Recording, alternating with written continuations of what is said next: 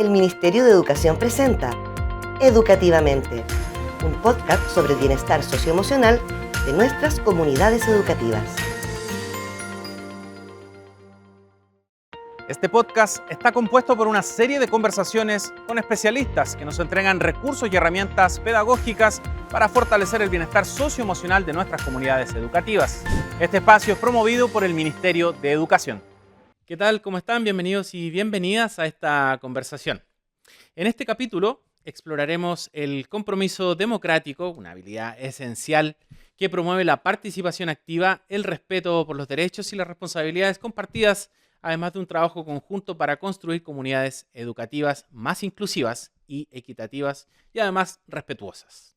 Hoy nos acompaña Viviana Tartakovsky Pessoa, psicóloga, directora de la carrera de Psicología de la Universidad Bernardo Higgins, reconocida también por su trabajo de uso de dispositivos móviles con un enfoque innovador en temas de inclusión.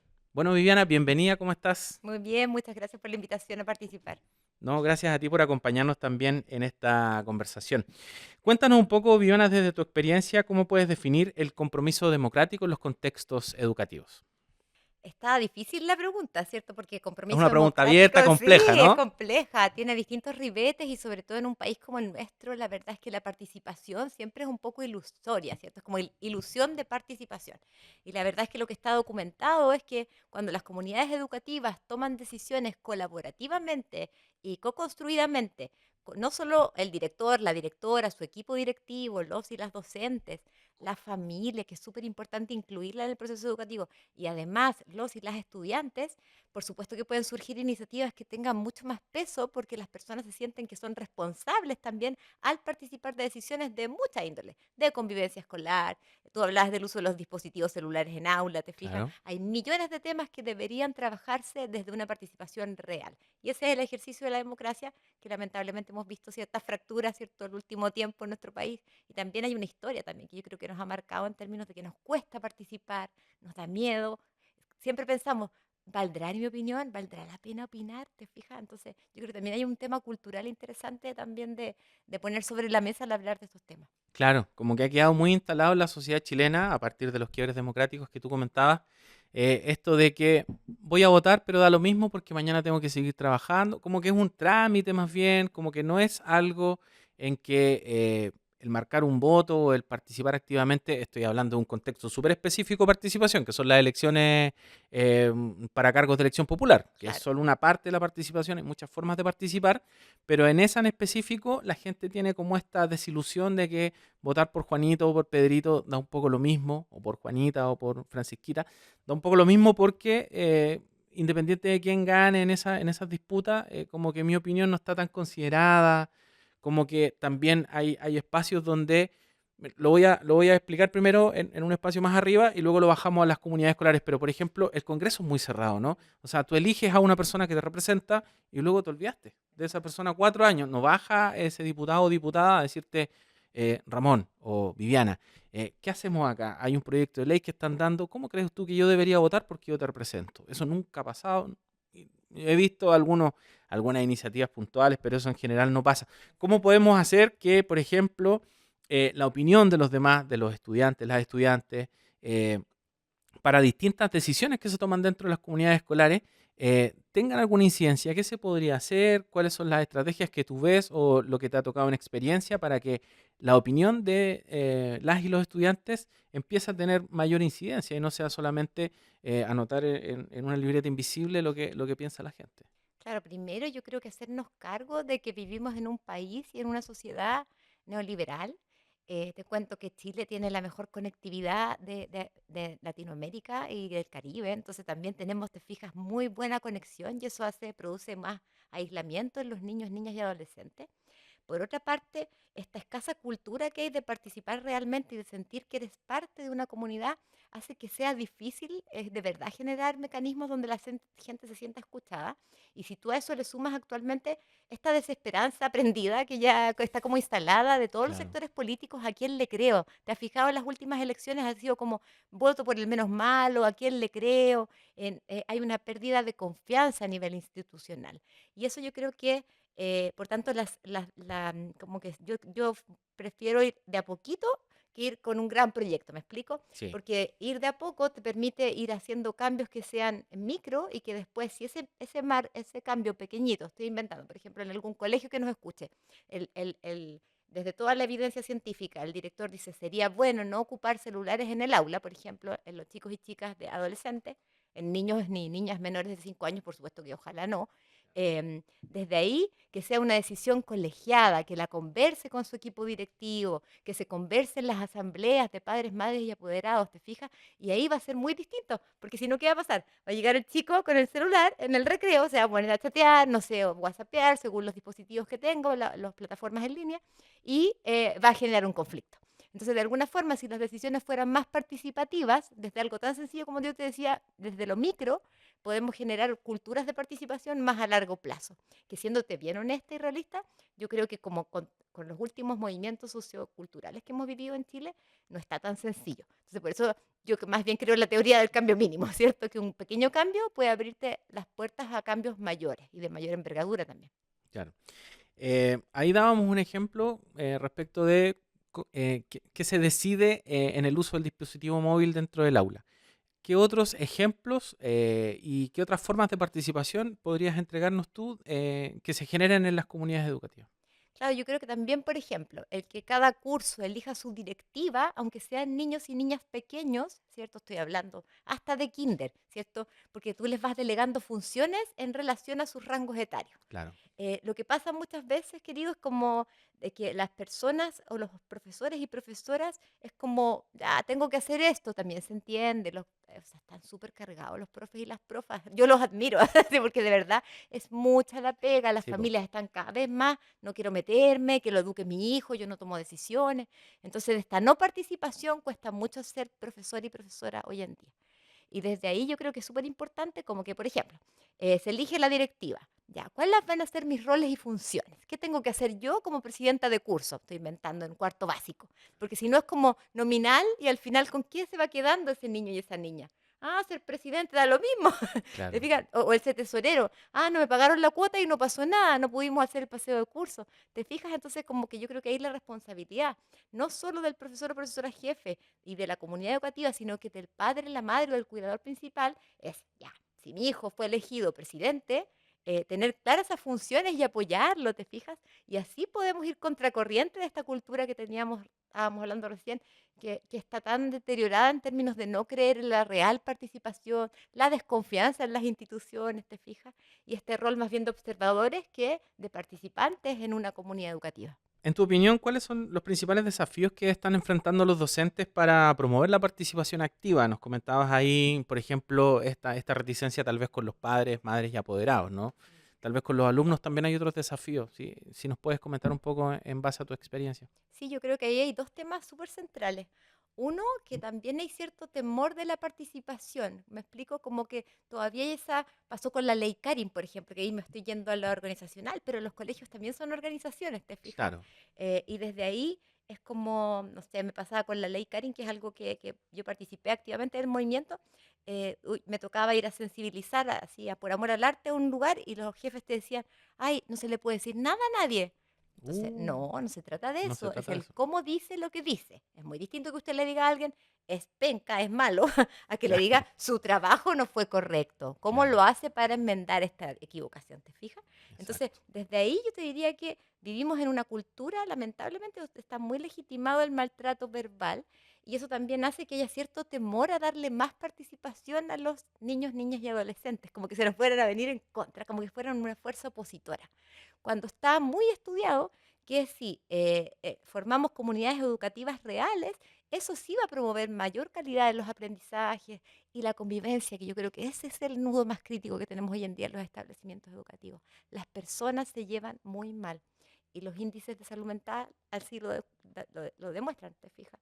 O sea, yo pensaba que triste tener que haber una legislación como ley Karin para que nos tratemos bien, si está más que estudiado hace mucho tiempo, que si la gente trabaja más contenta, no solo es más feliz, sino que produce más. O sea, ¿qué más Claro, queremos para evidenciar que si uno es claro. ¿Qué feliz en más lo que evidencia hace? necesitamos para Para, para exactamente. movilizarnos en torno a eso?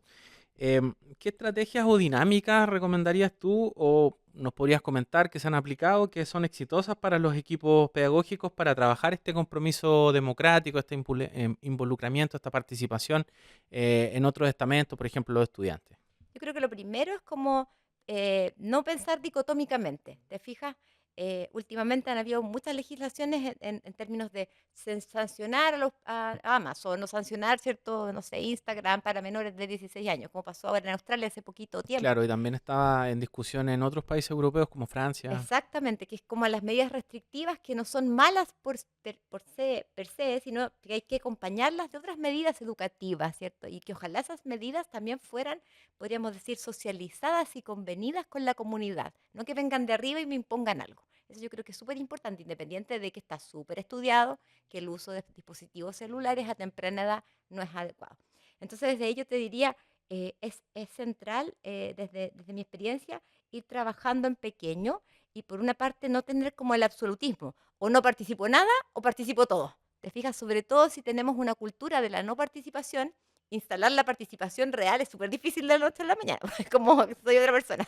Entonces desde ahí yo creo que, si tú me preguntas, idealmente se podría empezar a trabajar desde la temprana infancia, así como con los niños más pequeños porque tienen más plasticidad neuronal, todavía hay esperanza porque no están tan deformados como los adultos, y desde ahí, si lo instalas más tempranamente, va a ser más fácil después que eso pase a los niveles superiores, ¿ya? Entonces, si una comunidad, por ejemplo, estuviera desde el rol de la poca participación, yo humildemente le sugeriría parta por los niveles más pequeños. También los papás, mamás y apoderados van más a las reuniones de kinder que de cuarto medio. En cuarto medio no va nadie. Entonces, desde ahí, en ir desde esos niveles, puedes ir promoviendo un cambio cultural que no va a ser para el otro día, no va a ser para otro año, quizás va a ser para 10 años más, pero sí puedes ir trabajando en esa dirección. Claro que sí. Tal vez no van tanto a las reuniones de apoderados los papás de cuarto medio, pero pucha que hablan en el grupo de WhatsApp Sí, de... increíble, sí, Ahí sí que hay harta absolutamente, ahí sí que hay participación, ¿ah? A harto. veces en exceso.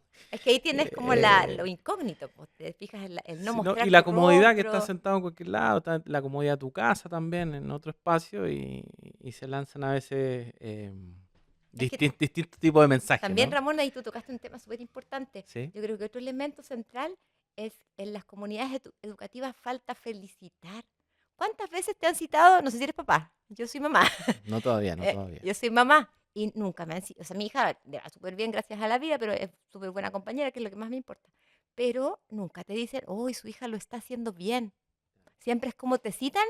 ¿Por qué te citaron? Uno se asusta así como, Claro. porque no hay una cultura de felicitar, ¿cierto? Son más anotaciones Se llama, negativas que se llama al positivas. apoderado para comentar algún conflicto, alguna sanción, alguna Claro. conducta Y eso aleja al compleja. apoderado, porque sabe que Entonces el si llega apoderado una... sabe que si va a escuchar Claro, ¿qué problemas, va a hiciste? escuchar Claro, problemas. exactamente. No, y lo otro que, si bien puede haber felicitaciones, también entender que las felicitaciones no son solo por buenas calificaciones, sino que también Exacto. pueden ser por otras acciones que sean un aporte para el grupo curso o para la comunidad educativa más en general y que tampoco se visualiza mucho. O sea, No se relevan, claro, claro, claro. Si te fijas, como incluso en los escenarios tan complejos de violencia escolar que tenemos hoy en día, si una profesora felicita a una mamá, a un papá, porque su hijo, no sé, interrumpió una conducta de bullying, por ejemplo, ciberbullying, sería maravilloso como claro, ejemplo, ¿te fijas? sí. Porque ahí estás haciendo precisamente lo que tú dices, Ramón,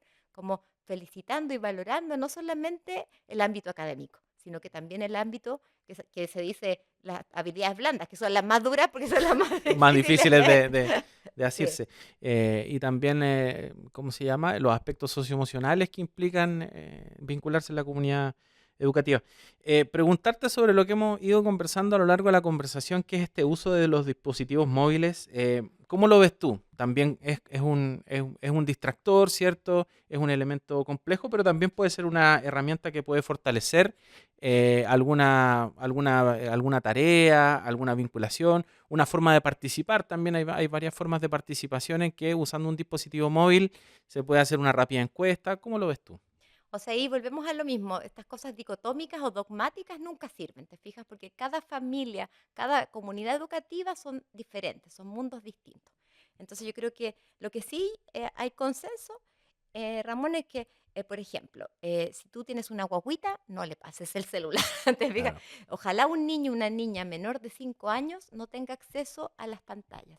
Sabemos que a veces hay familias monoparentales que no tienen redes de apoyo, ¿cierto? Sabemos que eso Es más difícil es ahí el más tema de cuidado difícil. y a veces una pantalla móvil te facilita los cuidados. Exactamente. Cuando hablas de pantalla, Viviana, para aclararlo, para que quede más especificado, la pantalla es el celular, La la celular, la tableta tablet y la televisión, que y cada la vez está televisión como también. más, también la La televisión, televisión también la sí, entendemos como pantalla. Entonces, claro. Y la televisión eh, es lo menos malo, porque la televisión, cuando uno ve televisión, está más lejos, no te daña la vista, además no te genera la postura agachada que andan todos los cabros hoy claro, día. están todos... Exactamente. Entonces, de alguna forma, si tú me preguntáis, lo menos malo, si soy mamá y tengo 6 hijos y tengo ratos que no tengo que hacer, póngale la tele. Así como ese es mi consejo. YouTube en la televisión. Claro, y ojalá YouTube Kids, aunque los dispositivos de control parental no son tan buenos, pero por último que estés tú viendo lo que ven y que también te puedan preguntar lo que ven. La gracia de la tele, por ejemplo, y la gracia de una tablet es que tú puedes conversar con tu hijo de lo que está viendo.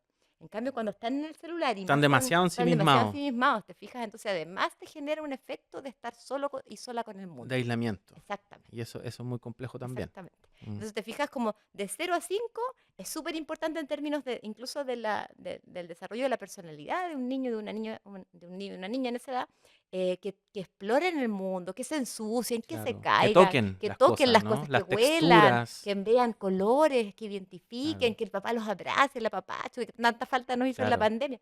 Entonces, y después más grande, ir introduciendo tecnología paulatinamente, nunca redes sociales, por favor, eso es lo más, y sin supervisión adulta, y hemos visto Es muy graves dañino y es dificultades. peligroso Es también. peligroso. De hecho, hay un autor, Hyde, de este año que escribió un libro que se llama La generación ansiosa, que se los recomiendo, es súper interesante, medio catastrófico, pero muy interesante, porque habla que los papás y las mamás o cuidadores sobrecuidamos en el mundo presencial. Que no se caiga, o se cayó, ay, corres tú y lo buscas, no hables con extraños. ¿Y sabemos lo que hace en el mundo virtual? Nadie Ahí cacha están nada. descuidados. Ahí Exactamente. están, Y es mucho más riesgoso. Te fijas y puedes estar hablando con una persona de, no sé, a mí me ha tocado ver casos de chicos que hablan con personas de Japón, de otros lugares, les piden fotos sin ropa y el papá se entera cuando ya está la tole tole, pues cuando cuando ya, ya hay fotos exactamente. en En los el, sistemas, te fijas, ya claro, está su hijo expuesto, cuando ya entonces, se enviaron las fotografías, o exactamente. sea, Entonces, posterior. posteriormente, y ahí los daños psicológicos son mucho mayores. También hay otro tema, Viviana, que tiene que ver con el hecho de que también algunos niños, a veces de edades bajas también, tienen su computador en la pieza, entonces se van a la pieza y se pierde un poco el contacto de lo que hace en el computador. ¿Qué recomendación se puede hacer ahí? Cuando es no sé, estoy pensando en un notebook, pero a veces son computadores de escritorio también, esos computadores que quedan fijos en un lugar y lo instalan en la habitación de los niños o niñas. Claro, la base, lo que plantea Sonia Livingston, que es la persona que acuña el concepto de mediación parental digital activa, que yo creo fielmente en eso, habla que la base es la confianza. Tú tienes que construir confianza desde pequeño con tu hijo y tu hija.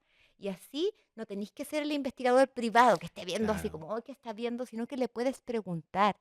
Y probablemente si esa confianza está instalada precozmente o tempranamente, tu hijo te va a contar. Mi hija tiene 10 años y yo digo que es como mi experimento, pero es mi partner. ¿Te fijas? Es como que me acompaña y no tiene celular para cumplir 11, Claro. no tiene celular, no va a De ahí tener va a salir celular. una tesis probablemente después cuando ya tenga 15.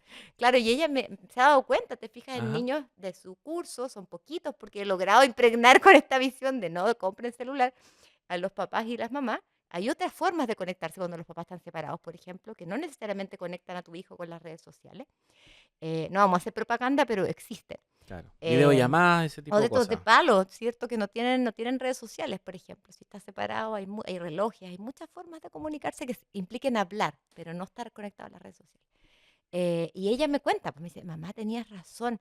Cuando la Juanita se pone en el celular a ver TikTok, no para, no para. Y yo le empiezo a hablar y no me pesca. Entonces te fijas que, como hemos hablado tanto del tema, ella es capaz de decirme, hoy Es capaz mira, de de reconocer el reconocer. fenómeno en otro, en un Exactamente. tercero. Y cuando ella también está muy pegada, me dice, mamá, sí, pues cuesta despegarse, sí, pues le digo la dopamina, Cuesta como que hablamos del despegarse. tema. Claro, y además Entonces, que te va entregando como contenido similar al que buscaste inicialmente, entonces explora tus intereses. claro que yo no tengo mi celular, pero Medio también, dañino también es eso, que también como yo te diría que la culpa la medio tenemos los malvado, adultos, medio pues, porque malvado. es malvado porque cuando estás en una mesa, qué es lo primero que pones? Tu celular sobre la mesa.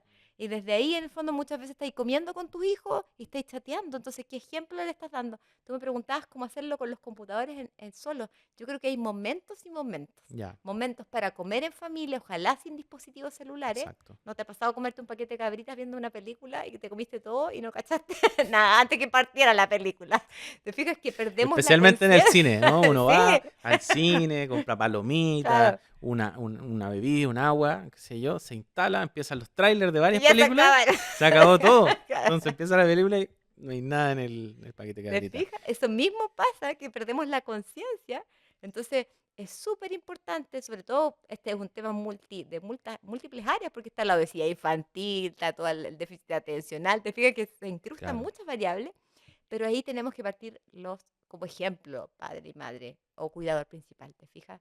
Si quiero que mi hijo no coma con pantalla, ¿qué tengo que hacer yo? Guardarlo. Y Sí, a mí me porque pasa que es más difícil trabajar con los papás, las mamás, que con los propios niños muchas veces. ¿Te sí, fijas? pues los papás, Mm. las mamás están pendientes a veces de cosas del trabajo o de grupos de amigos, y entonces Exactamente. están ahí llegando mensajes Es como una doble presencia, como se habla de riesgos psicosociales desde la psicología organizacional, permanente. ¿Te fijas? No estoy ni permanentes. con mi hijo, ni estoy en mi pega, ni estoy en, no sé, Ni con mis amigos ni con con nadie al con final. nadie. O sea, o estoy con todo muy poquito. Claro, pero no Entonces estás es en de baja verdad. calidad esa Esa presencia vinculación. o esa vinculación. Claro, Claro. claro. Viviana, un poco para ir cerrando o haciendo un poco una síntesis, ¿qué mensaje o consejos finales podrías compartir con las comunidades educativas para estos compromisos democráticos y también repasar, tal vez si quieres, el tema de los dispositivos móviles? Perfecto. Súper. Yo creo que, en primer lugar, no tener miedo de que es un tema complejo, insisto, como que habitamos escenarios no solo de complejidad desde el punto de vista de la historia de nuestro país, de poca participación, de ejercicio democrático que no ha sido históricamente relevado, al contrario. Entonces también saber que es como ir contracorriente. Entonces las expectativas tienen que ser no tan altas. Yo creo que ir mejor de a poco y lento y con resultados a largo plazo. En segundo lugar, yo te diría desde ahí también saber que estamos en un momento de desconfianza del otro o la otra. Y eso atenta contra la democracia porque se generan menos redes comunitarias. Los otros pasan a ser vistos como competencia, no como alguien con quien colaborar. Entonces, sí, insisto, es que es ir contra la corriente. Políticamente, que más que hablado, ¿cierto? O sea, como hay tanta devaluación del mundo político, eso también atenta contra, ¿será la democracia tan buena? ¿Me explico? Entonces, yo creo que hay Sí, que también, revitalizar ciertos también ha pasado conceptos. eso, ¿no? Exactamente. Hemos leído resultados de encuestas en que le preguntan a la gente qué régimen político crees tú que es el mejor. Una democracia en donde todos Claro, opinan y participan, una dictadura en donde se instala robots. un orden u otras cosas. Claro, Y la robots. verdad que las dictaduras en algún momento eran consideradas lo más malo y con muy baja adhesión y han ido subiendo los Habrás niveles visto, de tenemos adhesión. varios países vecinos con regímenes interesantes. Regímenes complejos, claro, que uno no sabe, están en el limbo entre ser una democracia con bien poca espacio o ya simplemente fórmulas dictatoriales de distinto Claro, tipo en Sudamérica y en Latinoamérica en general. absolutamente. Entonces, te fijas que lo tercero yo diría ir de a poco, ¿cierto? Con decisiones Que pequeñas era lo que planteábamos al al inicio, inicio ir haciendo y cambios pequeños que vayan en avanzando esa y línea. fortaleciendo la participación y tú también recomendabas mucho ir En la temprana infancia. enfocarse en los cursos más bajos, en la temprana Exactamente. infancia, ¿no? Porque ahí está la plasticidad neuronal y ahí puedes Claro. hacer muchos más cambios a largo plazo. Que sí. Bueno, Viviana, queremos agradecerte por esta conversación, por escuchar tus reflexiones sobre este tema. Hemos abordado varios temas. También a ustedes, gracias por escucharnos, por vernos. Y nos volvemos a reencontrar. Les pedimos que nos sigan viendo y nos reencontramos en un próximo capítulo. Nos vemos. Este podcast está conformado por una serie de conversaciones con especialistas que nos entregan recursos y herramientas formativas, pedagógicas, que fortalecen el bienestar socioemocional de nuestras comunidades educativas. Las y los invitamos a seguir viendo este espacio que es promovido por el Ministerio de Educación. El Ministerio de Educación presentó Educativamente, un podcast sobre el bienestar socioemocional de nuestras comunidades educativas. Ministerio de Educación, Gobierno de Chile. Chile avanza contigo.